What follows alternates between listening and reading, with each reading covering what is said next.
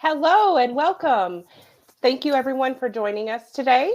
My name is Tiffany Mink. I am tuning in with you here from a little island in Washington State. Um, One of the things we pride ourselves on here at Interview Valet is our globally diverse team. So let us know over in the chat where you're joining from. We love to see all of the different time zones being represented and where everyone is joining us today from. Um, we do have the chat over there. So if you have any questions throughout today, just drop them over there, or you can hang on to them until the end when we get to our Q&A portion. Today, I'm really excited. We are talking about how to grow your brand with podcast interviews. Great stuff. Tom, myself, and the rest of the team here, we work really hard to provide quality educational content every month for you guys. So we hope you enjoy what we have to share today. And also, we have a special guest going to join us later, Nathan Hirsch. Some of you may know him from his company FreeeUp, and more recently his company EcomBalance. Nathan will be able to give you great firsthand insight into how he was able to leverage podcast interviews to grow both of his businesses. So stick around for that. He will be here shortly. So without further ado, we have a lot to share today. So let's get our own founder, Tom Schwab. Hey, thank you so much, Tiffany. This is the highlight of the month. And this month we're focusing on brands. Earlier in the year, we did our report that we do every year with the data. We focused on how coaches and consultants could build their business, how to repurpose content. And I just want to restate what we're doing here is purely educational. I put a post recently that was, say masterclass one more time. Right.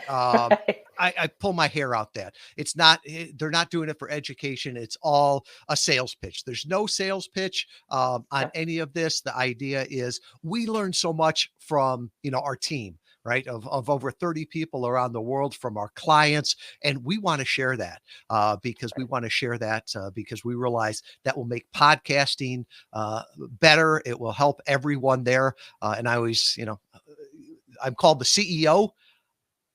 I say that's Chief Evangelist Officer. So I want to evangelize for podcast guesting, for our clients, for our company, and for you if you're listening here too. Yes. So we always appreciate anybody that tunes in and listens to us. And we hope they enjoy what we have to say. Well, excellent. So thanks, Tiffany. And I'm going to kick it off here. So I've got a premise for you. My premise is that obscurity is your biggest problem. Now, let's unpack this a little bit, right? Right now, no matter what you do, who you are, version 1.0 or version 10.0, there are people right now that you could help, right? There are people that are praying for your product or service. It may not be perfect for everyone, but it's perfect for them.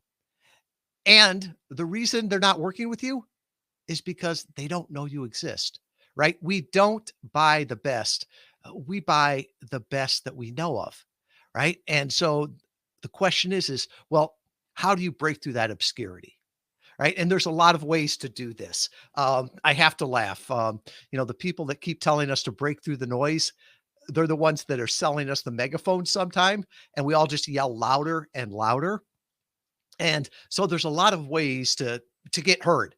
And I have to think of a client that came to us recently, and he talked about all the different things. You can do Facebook ads, you can do TikTok, you can do the 5-day challenge. And he's like, I don't want to do any of that. And I'm like, okay, well, why do you want to do podcast interviews? And I love what he said. It was basically that he thought much of what was going on in social media was the digital equivalent of advertising over urinals or on park benches, right? He's like, I have a high quality brand. I sell to affluent customers. I'm a coach. I'm a consultant. He says somebody is not going to hire me because, they did my 5-day challenge, or they're not going to hire me because they saw my ad over the urinal. He said, if anything, that's going to cause them not to want to work with me. He says, I want to make sure that the marketing I'm doing is consistent with my brand. And what we're going to talk about today is really how people are building their brand and building their business. And this is some of it that comes from my thoughts, but the vast, vast majority of it comes from our clients, right? What's ordinary to them is amazing to others. We learn from those, and we want to share those with you also. So one of the questions is, why even focus on the podcast channel, right? We are a human-driven company, but we make decisions based on data. And Edison research is like what Nielsen is to television. And so what they're telling us in their annual reports is it's still the fastest growing medium. 51% of US adults listen to podcasts. Now, on average, they're above average education, above average income. 70% of them listen to the entire episode, right? They're early adopters. These are people that are looking for answers. Somebody asked me one time, when do you think it'll get to 100%? I'm like, I don't think television and radio ever got to 100%, right? 10% of the US population is hearing impaired. They're not going to listen to the podcast, right? But there are some people that, don't even want to learn. They're not the early adopters. They're proud that they haven't read a book since high school, right? No judgment against them. But if those are your clients, don't go on podcast interviews. If your clients are those early adopters, those people looking to improve their life, then podcast interviews is a great place to consider there. So the other thing is, when you get on a podcast, what is success, right? Because getting on a podcast is not the goal, right? It's a step to the goal. When people come and say, well, I want to get on podcasts. Well, there's 2.6 million podcasts, right? Getting on a podcast is not the hard part. And you say, don't you want to grow your business with podcasts? And they're like, yes. Okay, so it's a step. So when you're on a podcast, this is the kind of success you should be looking for. Things like market and brand recognition, right? If they have already heard you, they recognize you. They know Nathan's voice. When they go to the website to see his video, they're like, oh, I've listened to that guy before. And one of the things you see is you get higher quality leads. And I cringe when it seems like every day I get 5 emails here on LinkedIn where, hey, you want more leads? No, nobody wants more leads. We want more ideal customers. And the leads we get, we want to make sure that they're qualified. And so think about it. If somebody listens to you for 30 or 45 minutes, they've self-selected, right? They've turned you up or turned you off. With that too, they come pre-qualified. So it makes for a shorter sales cycle. And the data says that they typically start with a higher average sale price, and the lifetime value is higher. And now that's not just my opinion. It's based on all of the data. And we've been doing this for 8 years, over 1,000 clients on 50,000 interviews with 100 million listeners. And so we keep the data on all of that. And that's where we're pulling the numbers from. The other thing you hear us talking about is, where are you in the life cycle? Right? This is something that the people will just talk about. Well, I just want to get on interviews, or I want to get results from interviews. Well, where you are in the life cycle depends where and what kind of results you should be getting, right? And there's really 6 cycles in the life cycle, or 6 stages. And we did a previous webinar on this. Tiffany can probably put it in the chat there. But the only 3 that you want to be in are the first 3. So as the opportunity is going up from seeding an idea to launching an idea to owning it, that's where you want to be, right? Once you start owning it, then it's time to come back to seed, launch, and own. And the best people that do marketing, and I would even say podcast interview marketing, that's where they're always focusing. when the rest of the world is starting to copy or, become a commodity or even have something that's laughable, in 2022, why you should have a blog, right? That's probably a laughable thing. The people that are getting results go from seed, launch to own. So let's unpack some examples. And I learned from examples myself. And I think there's probably something in here that you could resonate with. And if there's anything that you see, put it in the chat there, and we can have the discussion. So the first one is the seed phase. The seed phase is when you're just starting an idea. You're trying to get market research. You're trying to get early adoption. Some people will call this a soft launch, right? You don't want to go out there with guns blaring on all these interviews if you haven't figured out, is this going to work? Where does it work best? What the price point should be? So in that seed phase, it's really, really important to avoid mistakes going forward. And there's been some people that have done great, great things in the seed phase. One of them that I can think of, Rich Palaria. He is a CEO of a company called Kermit. Not Kermit. If you Google it, it's Kermit PPI. And what they do, it's really the first cloud-based application for spend management in hospitals and especially medical devices. And that's near and dear to my heart. What got me to Kalamazoo was working for Stryker. And most people don't understand that what's going on in the operating room is still from technology in the 1970s, as far as tracking the implants and making sure the billing gets right and gets paid on time. And so they really took the technology from looking at UPS and FedEx bills and making sure that they were right, and are bringing that into the hospital. Now, this is something you can't say, well, we're just like this. No, you've got to go out there and train the market. So you've got Rich is going out there and he's talking to hospital administrators. He's talking to insurance companies on podcast interviews. He's talking to physicians. And he's even going out and talking to the sales reps that are there too, and to say, this is why it's good for you, right? He's going to start the conversation. He's going to dictate the conversation, and he's really going to be the thought leader behind that.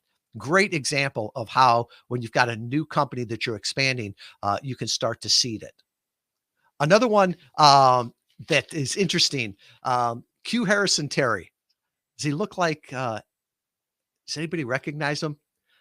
This is an old picture when he worked with us, probably about 5-6 years ago.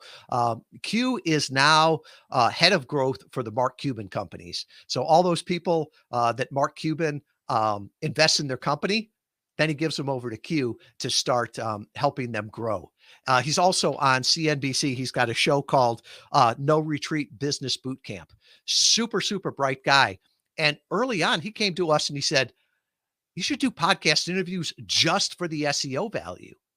Because you see, every time you're on a podcast, it should have show notes and they should give you a backlink.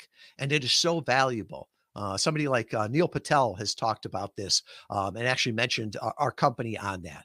And so if you've got a new company that's coming out, or a new brand, a new website, nobody's ever going to find it because you don't have the backlinks.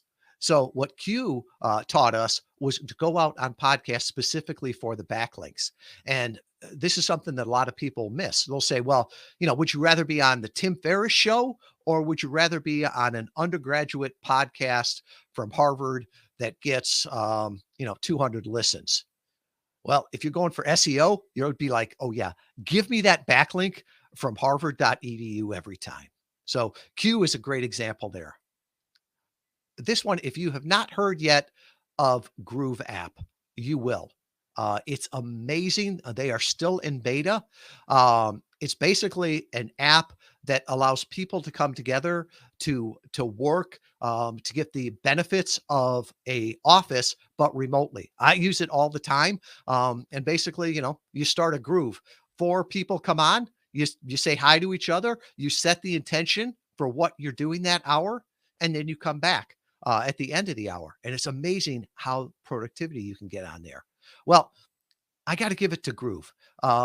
When Josh started the company, he's like, we think people waste too much time online. We think social media is hurting people's productivity.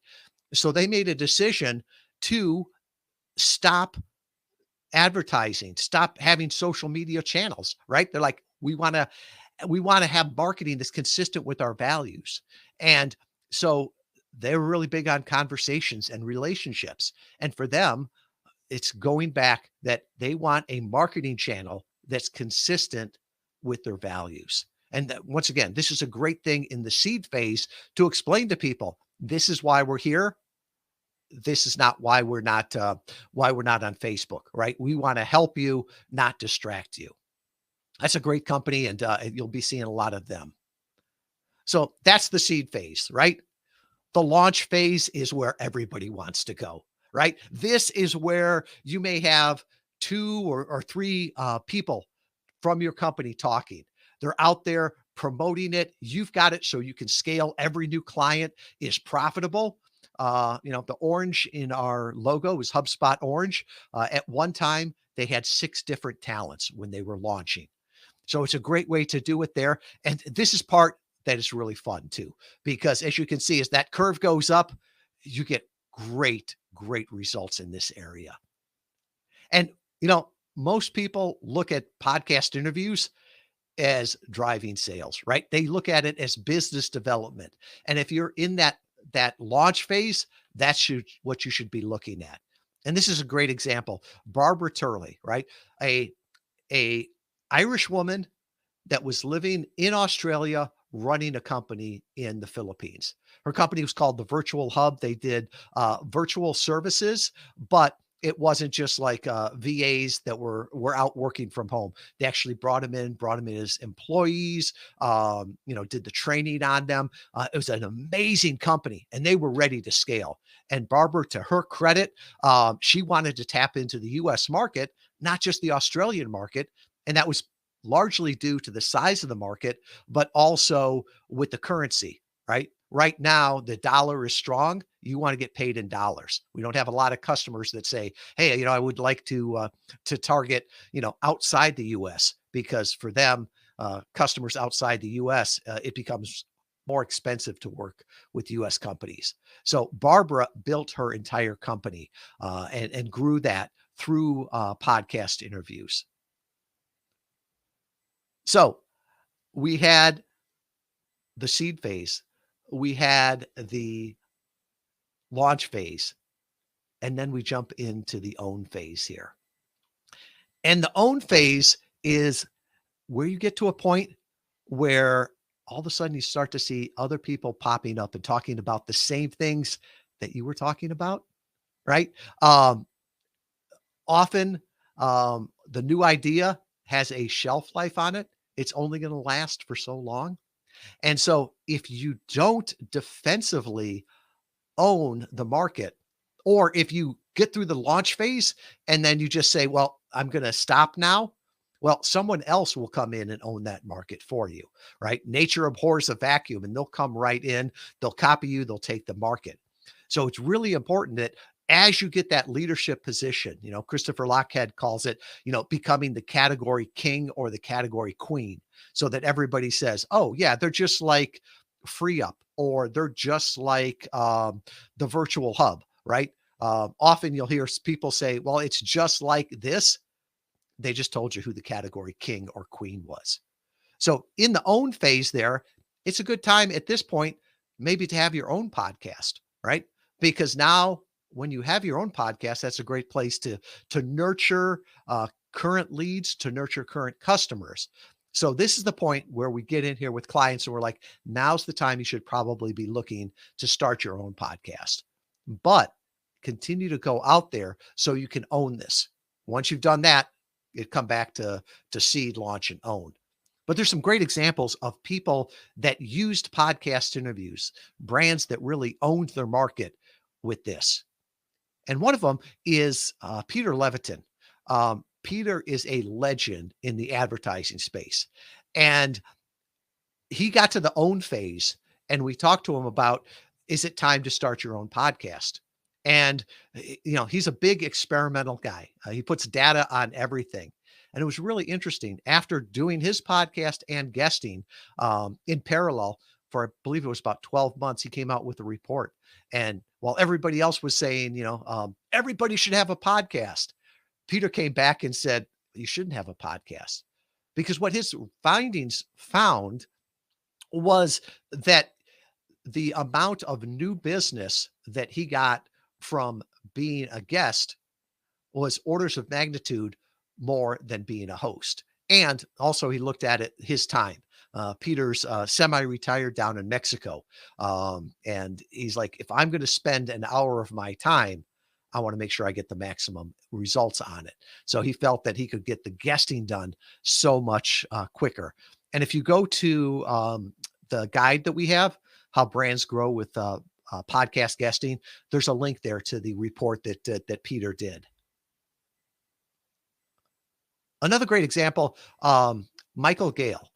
We've worked with Michael on 2 of his last books. You'd probably recognize his voice if you ever listen to Futures in Focus. It's one of 2 podcasts sponsored by Forbes just before the pandemic, right? Timing is everything. Michael gets hired as the CMO of a publicly traded company, Wind River, out in Alameda, California.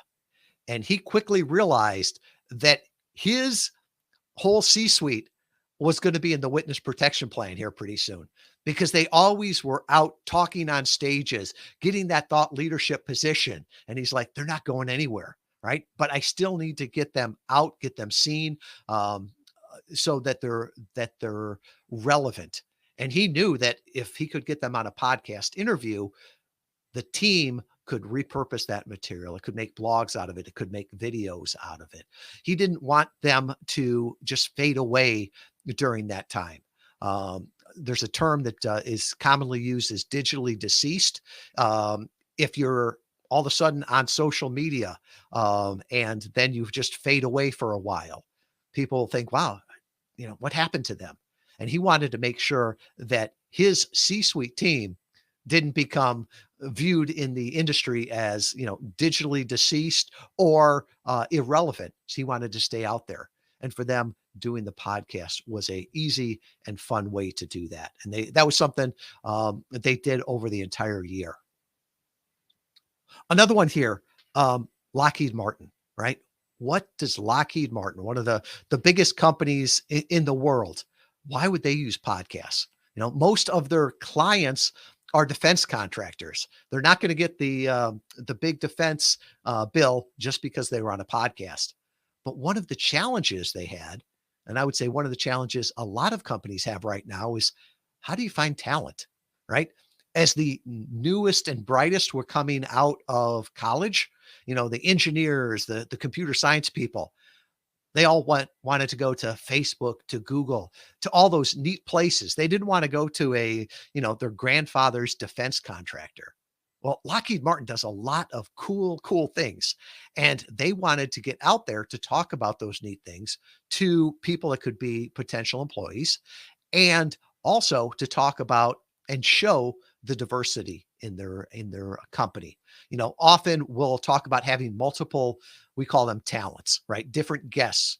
And so there might be somebody that's younger in the company, somebody that's a little bit older, different genders, different ethnicities, even different roles in the company, so that somebody can hear a podcast and go, wow, I could see myself working there, right? So that whole thing of exposure brings opportunity. It's just a great way to get out there with podcasting. So I wanted to just look real quick in the take a break here from talking and see if there's any questions in there before we start going on in the second stage here. See some clients there. Mark, welcome. See some old-time friends. Mark, welcome. And some new friends there too with Mike over in Wisconsin. So we've got a worldwide team. We believe that work is what you do, not where you go.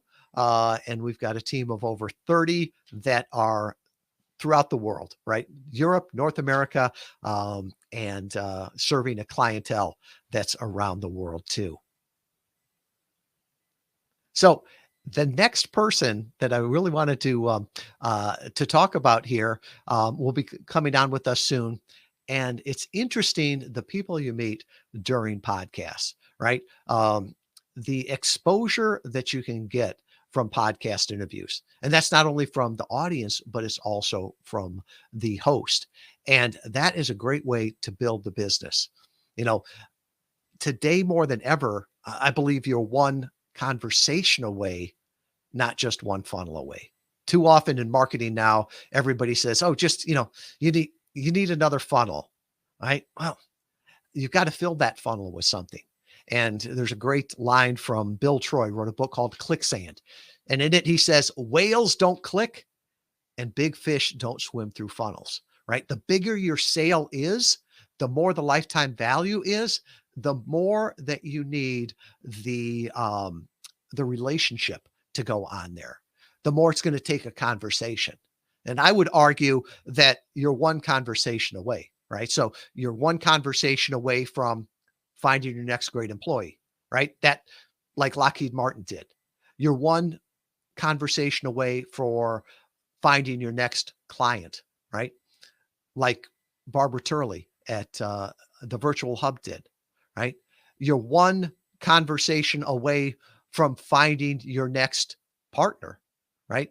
One of the things that Groove is looking to do with their strategy is to work with specific partners, right? And to have that conversation with a thought leader, an influencer on a podcast. That can be a great way to grow a business. And a friend of mine was actually taught me that. And I'm excited to introduce this friend to you also.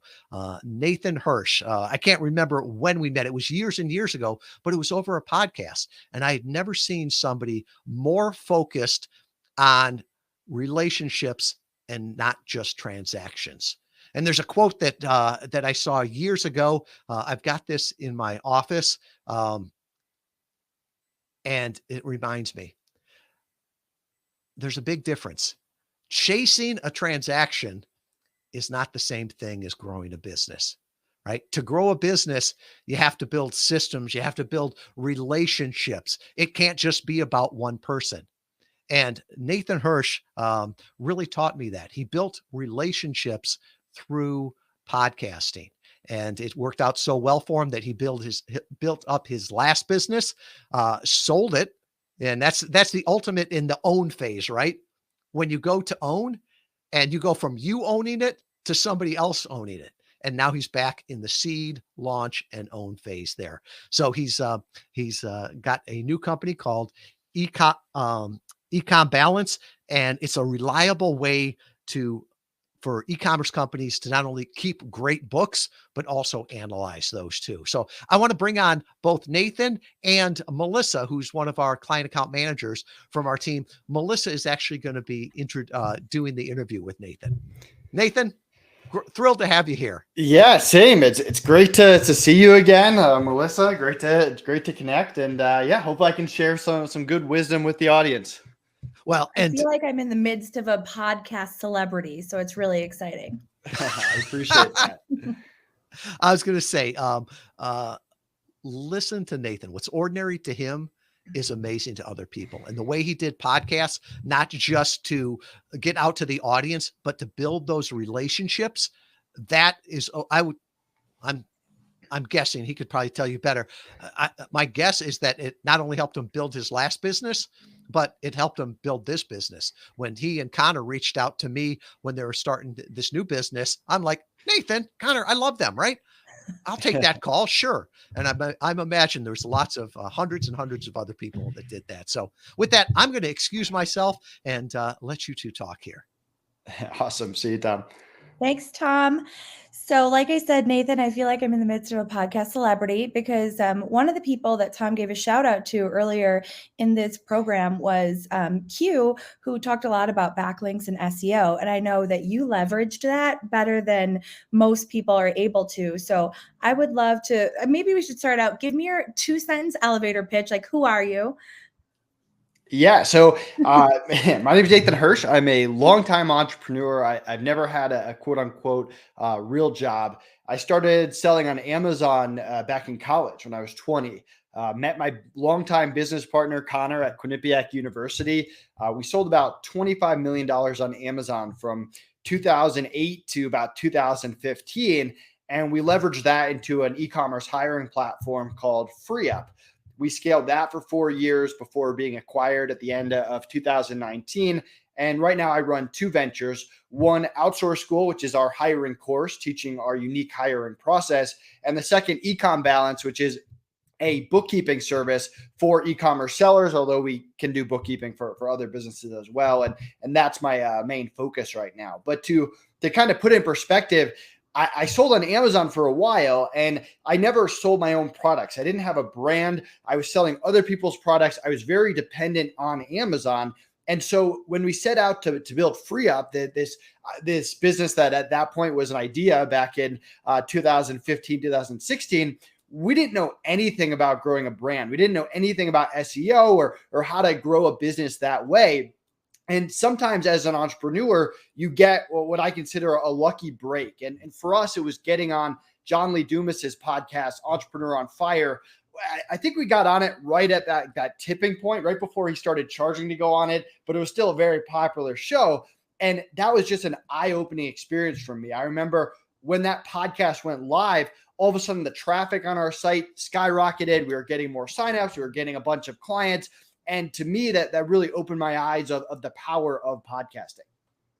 Right. I know that you said that podcasts are the quote #1 way to grow your business. And that is such a bold statement. So that's why I want to dig into, why do you expect me to believe that, first of all? And second of all, how did you go from not knowing anything about backlinks and SEO to now saying it's the #1 way to grow your business? I want to hear all about it. Yeah, a lot of research, a lot of trial and error. The reason that I like podcasts is a few things. I mean, first of all, you get in front of thousands of people at once. And when you get started doing podcasting, go on as many as possible. It's good practice. Now that I've been on a lot of podcasts, I have certain criteria that I look for to make sure it's a good use of my time, just because I'm at the point where I don't want to be doing 5 podcasts every day. But getting in front of thousands of people is great. That's just one part of it.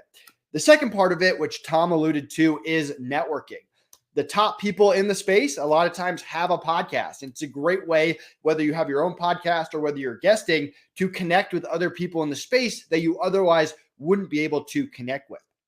And third, it's great for SEO and backlinks. Every time you have a podcast go out there, that's evergreen content, you get a backlink back to your website, and you can feed off of that. Usually, podcasts are the starting point of a relationship with someone, and we're looking to do partnerships. We're looking to get them in front of our community, vice versa, do other content collaborations, whether it's blogs. But if you're going on podcasts and if it's a part of your marketing strategy, you're consistently getting in front of thousands of people at once. You are connecting with the top people in your space, the biggest influencers. You're getting backlinks and evergreen content put out there. And if you do it right and you're not just signing on, recording, and signing off, you can build those into really long-term partnerships that are great for joint ventures.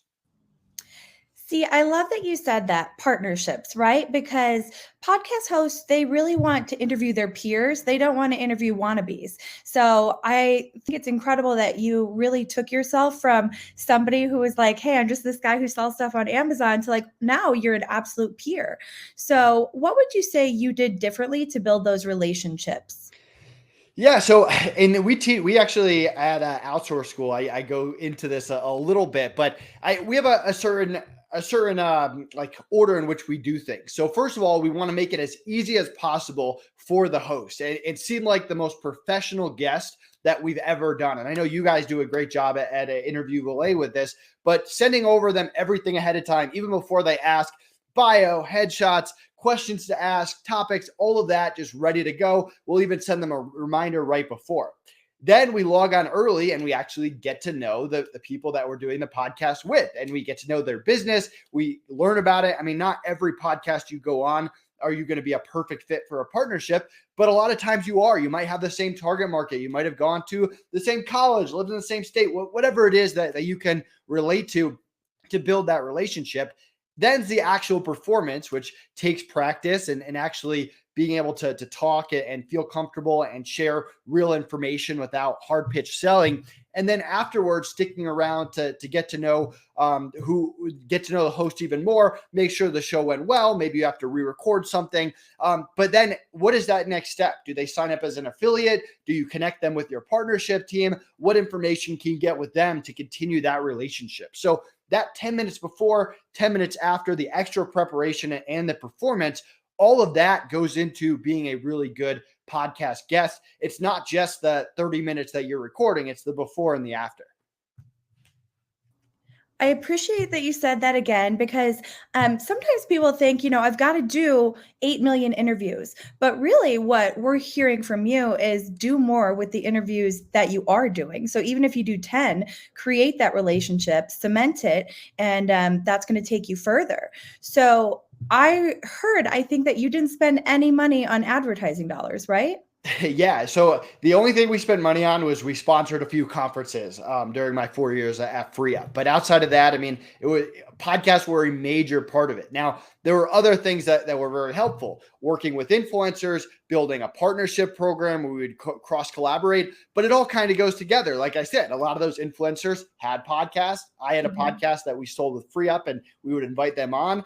And then those partnerships, a lot of times a podcast was involved in some way. So it's part of the marketing strategy. And the key is that consistency. Like right now, I go on one podcast a week, and I'm booked out till the end of July. I try to value my time a little bit more coming off an exit, making sure that I'm spending time with my family, my dogs, all of that. But at the time I was in my young 20s and I was hustling. I was doing podcasts every single week. I was going on podcasts that had a small audience just for the practice, just for the relationships, not necessarily expecting clients out of that. And you can tweak your strategy as you go. Like I mentioned, I have certain criteria I look for now, and I get asked to go on podcasts pretty much every week, but I'll politely turn people down in hopefully a nice way. I try to be as respectful as possible, but I'll say, hey, once you get to your 150th episode, circle back with me. I'd happy to go on, or whatever your criteria is. So that, to me, it's the consistency. You're going to go on X amount of podcasts per week, per month, whatever it is, and stick to it and get that practice it up front. Like your first 20, 25 podcasts, treat it like practice. You're going to mess up. I mentioned that John Lee Dumas podcast.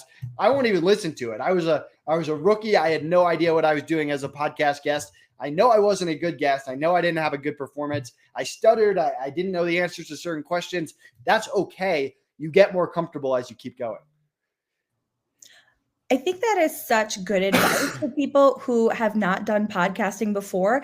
You do have to get your footing. I always like to say you have to crawl before you walk. And so it sounds like you really embraced that space where you're like, all right, I better start crawling. So now that, somebody has acquired FreeeUp, you're working with EcomBalance. Are you using guesting any differently other than just being a little bit more selective with your criteria? Or are you kind of having the same mindset going into it? Tell me how things are different now that you're podcast guesting. Yeah, I think my overall strategy is very similar in terms of being consistent, my plan before, during, and after for a podcast, the preparation that I put into setting up my podcast document, I call it, that has my bio, my questions, my stuff like that. And in terms of targeting, since I'm still in the e-commerce space, a lot of that is the same. I think my criteria has kind of ramped up. I think me pacing podcasts out has definitely, I've gotten better at it. I remember there was a week at FreeeUp where I did 5 podcasts a day, 5 days in a row. So I did 25 podcasts in a week. And that was one of the worst weeks of my life. I couldn't speak by the end of it. By the weekend, I didn't want to talk to anyone. And it was great for marketing. FreeeUp got out there and it helped the business. And I built great relationships, but it wasn't good for my mental health or just regular health. So I think there's a certain finding your limits, finding your consistency, all of that. I've gotten a lot better at it. And even telling people, hey, I'm booked out till July. Would love to be on your podcast. Let's schedule for August. That's something I definitely didn't feel comfortable doing 3 years ago. So not only are you a category king, you're a boundary king. We love that. Spend time with the family and the dogs. So I feel like you've given such incredible points to people who are starting out with podcast guesting, because again, it's not all going to come at once. I'm sure at the beginning, you probably didn't even imagine that podcast guesting would help you get acquired. And then boom, now here you have a new company. So I don't want to drag this out too long because I know we have a question and answer segment, but I think a really important question to ask you in specific would be, what would you say to someone? So imagine I'm 25 and I have a business that I would like to be acquired. I'm only 27, by the way. Just kidding. What would you say to me if I was on the fence about podcast guesting? If I'm like, not sure if it's worth my time or money. Yeah, I mean, start small. Like I went a little bit overboard. I remember talking to Kevin King from the Amazon space who told me I was the only person who knew whose like number one marketing strategy was podcasting. And that's unique. I mean, it takes a certain amount of energy that I probably uniquely have, but it can be a part of your marketing strategy. Even if you're doing 1 or 2 a month, I mean, most people run their businesses for years. So if you're doing 1 or 2 a month and you're targeting the top podcasts, you're going to over time build up a pretty good resume of podcasts that you've been on. The other part of it is just rejection. I now I get asked to go on podcasts and people say yes a lot more, but my first 2 years with a lot of people saying no to me, and I was polite. I did follow up. I built relationships. I had people introduce me to other podcasts to get me on. I got creative and how to get on those podcasts. So you got to go into it with the mentality of sales where rejection is okay. Rejection means you're putting yourself out there, and the consistency is what's important. It's kind of like putting out content. I post on social media, Facebook, Instagram, LinkedIn, daily, weekly, and people ask me, why am I good at posting on social media? The answer is I'm not. I just consistently do it. And over time, if you do something consistently, you get a little bit better at it, and some stuff works and some stuff doesn't. And I kind of take the same approach with podcasting. It should be part of your strategy. How big of a part is up to you to decide. So you're saying consistency is key and you should work hard. I love this. I've rarely heard this, but apparently it works. So I think that that's important to echo that, honestly. I think that sometimes we expect success to be immediate and to be obvious, but you're here to show us that it's true. Like where you are, my old client at Interview Valet, Dr. Francis Yahia, used to say, the things that you go and buy at the grocery store today, those are the things that you're going to use to make dinner tonight. So the things that you were doing through podcast interview marketing and all that footwork and all those exhausting days and whatnot, though that was you going to the grocery store. It sounds like a long trip to the grocery store, but you made it and now dinner looks awesome. So I can hand it back over to Tom, but I'm really thankful for you to come and chat with us today. And if Tom has any more questions, I'll hand it right over. Well, I wanted to make a couple comments and thank you, Nathan.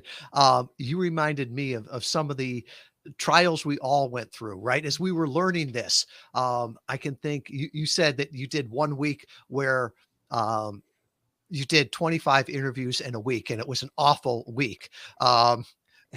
That was about the same time I was probably saying, I'm going for the Guinness Book of World's Record for the most interviewed person. And there was no criteria, right?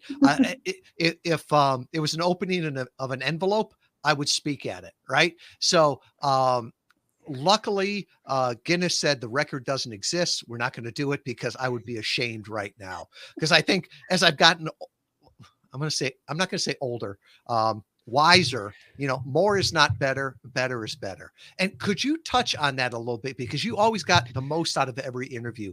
What were you doing to repurpose those or to promote those?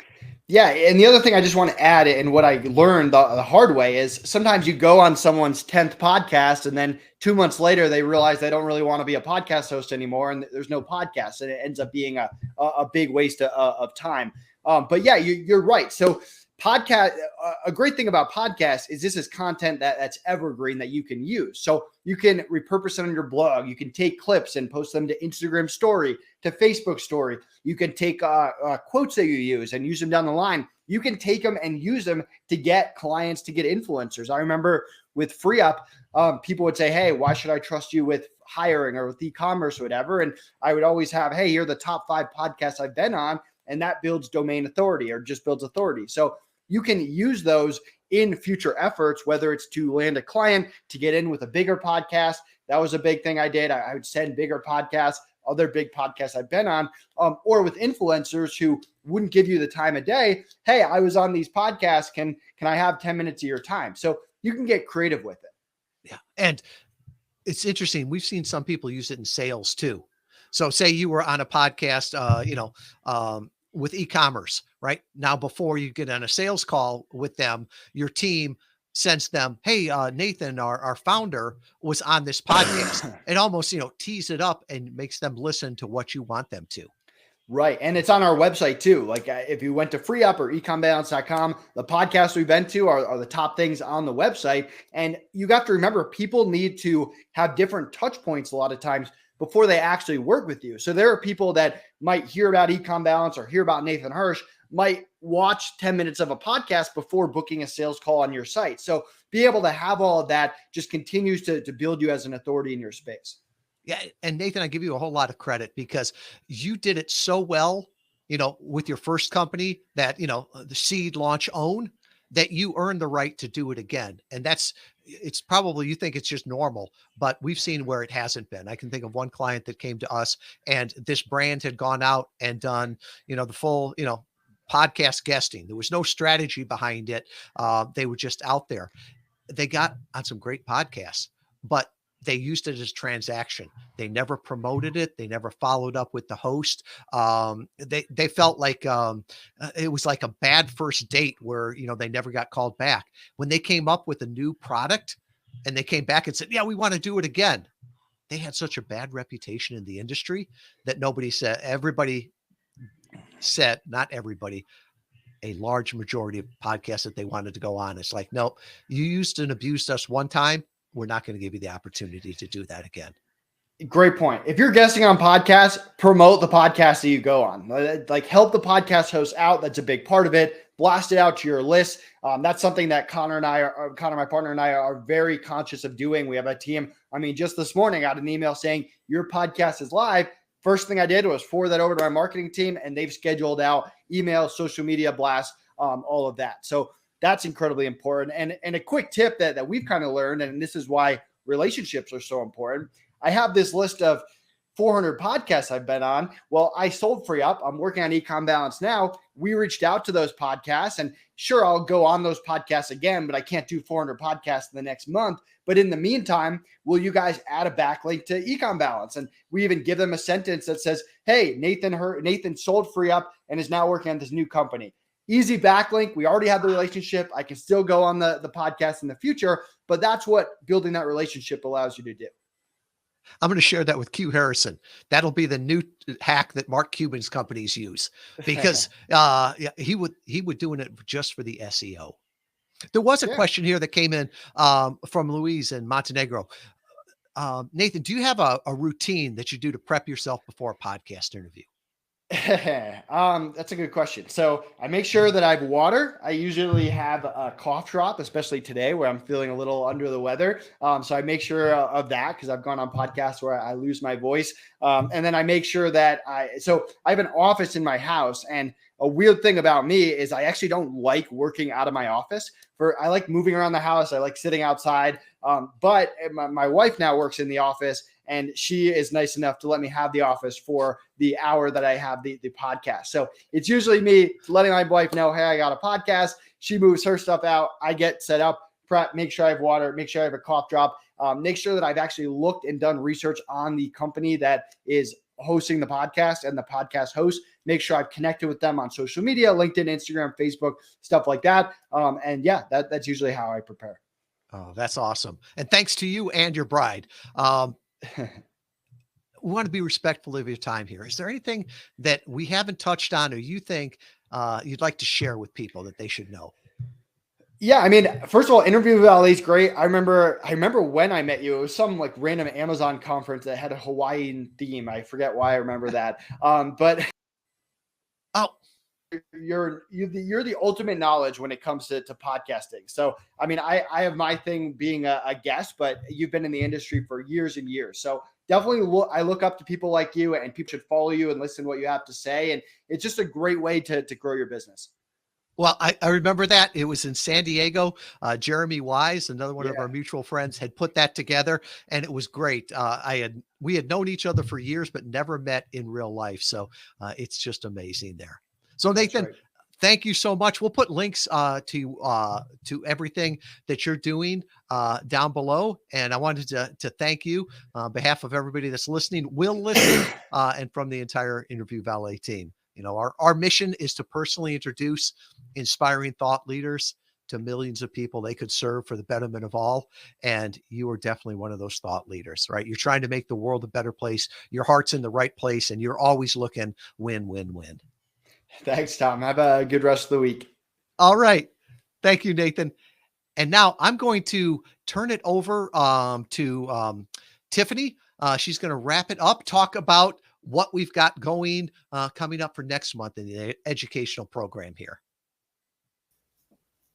Hi, Tom. That was so great. I loved hearing Nathan's story about, you know, a lot of people when they get to his position in their career of being that category king, they sometimes forget where he came from. And I love his humbleness. And, you know, I wasn't great in the beginning, but now I go in there and I rock it, and I know what I'm doing, and I know how to interview good and do well, and you know, being prepared. And I love that. I loved his story and of where he started and where he is now. That was great. That's awesome. And I just saw there's a little bit of a time delay here, so I just saw a comment come in, or a question from Liverpool, and the question was basically what touch points from podcast hosts, have led you to want to build a relationship with them? And let me just answer that really quick. One of our core values is that relationships are the ultimate currency, and the personal touch is the difference, right? That's what people remember. So I would say as you're following up with them, like the dashboard that every one of our clients has, it has the host's mailing address, right? Drop the host a handwritten note that will stand out, right? Thank them. Like Nathan said, promote the episode, all of that. And then who do you want to start a relationship with? I always point this out to people. If they have the audience that you wanted to talk to, right? If they control that, why wouldn't you want a relationship with them long-term? Now, that doesn't mean you have to be neighbors and go out every night for a beer, but to have that relationship so you can have access to them and you can work together. Life can be really lonely at times, right? When we work remote and stuff like that. And I believe the richness of your life is the richness of your relationships. And that's not just with, the people around you, but also with podcast hosts. Exactly. And that's very important when your goal is to build your brand and gain exposure and network with new people, either potential investors or buyers or just new customers. And like Melissa was saying, podcasters don't want wannabes. They want peers for, their equals on the show. So not only are they helping you in building your brand and gaining exposure, but you're helping them as well. They're also they're attaching their name with you as well. And they want that, you scratch my back, I'll scratch yours kind of attitude. And it is those personal touches of before and after. It's not, I just show up, barely on time and I'm here. You're building that relationship, you're networking, for who knows where you'll be in the future, when you'll want to be on with them again. So great stuff today. And you also have something coming up next week, Tom, right? You will be in Orlando. Anyone that's going to be at PodFest in Orlando, it's one of the two huge podcast conferences. Chris Kremitzos and his team put on a great meeting. That'll be in Orlando next week. That's at May 27th, 28th, and 29th. Actually, it starts the 26th, the Thursday there. So I'll be down there talking about the podcast interview marketing life cycle. Evangelizing, right? Evangelizing our clients to great podcast hosts, helping podcast hosts find guests, and just really great to have the community back together. So we're looking forward to that. And we're looking forward to next month. And why don't you tell us a little bit about that, Tiffany? Yes. So last month we focused on coaches and consultants and how they can grow specifically with podcast interviews. This month we're talking about brands and how podcast interview marketing works specifically for brands. So next month we're going to shift gears again, and we are going to shift our focus over to nonfiction authors. This is another major market for nonfiction authors to get their name out.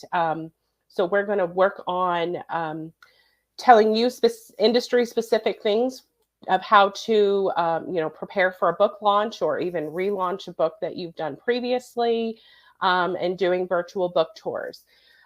We will be having another live here on LinkedIn. It will be on June 15th, Wednesday at 1 p.m. Eastern Time.